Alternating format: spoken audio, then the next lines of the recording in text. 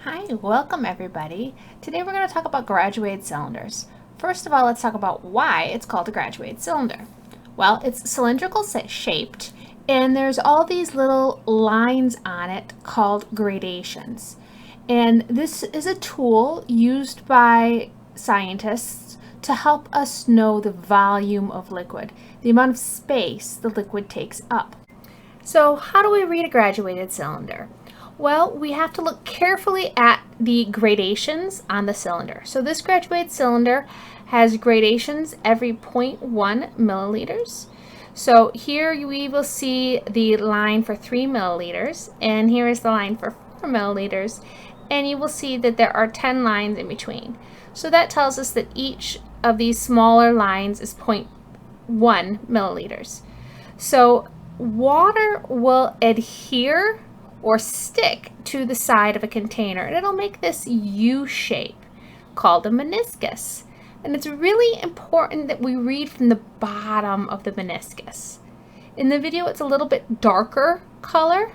Kids sometimes want to call it a bubble because it looks a little bit like a bubble to them, but it's important that we read from the bottom of it.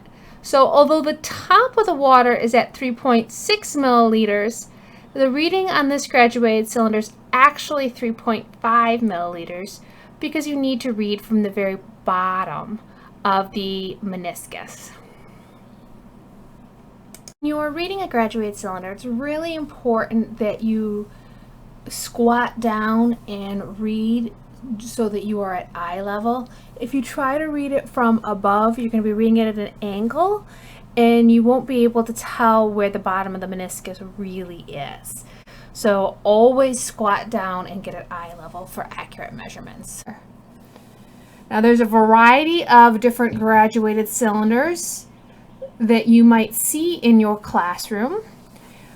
This one has gradations every 1 milliliter, and you will see that the meniscus is not as pronounced. You'd have to get an eye level. The meniscus is not as pronounced in this because it's a wider graduated cylinder. Graduated cylinders come in really big sizes too for measuring really large amounts of water. Which one should you choose? Well, you should generally pick the one that is the smallest for the amount of liquid that you want to measure, because it will have the most gradations, and we can tell for certainty that this is exactly 3.5. See that longer line right there? That is the 3.5 milliliter line. It's a little bit longer that the bottom of the meniscus is showing. Here on this graduated cylinder, you can't tell exactly is it 22.5, 22.0, 22.1?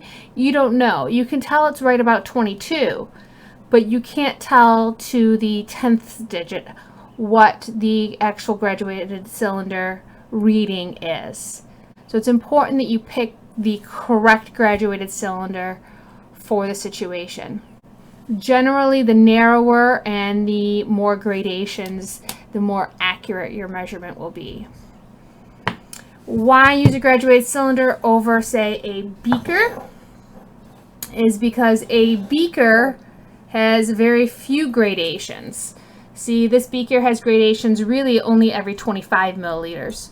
So you would not be able to tell with accuracy how much water you have in that beaker. Thank you for watching. Now you know what a graduated cylinder is, how to read it, and which type of graduated cylinder you should choose to measure with. Have a great day.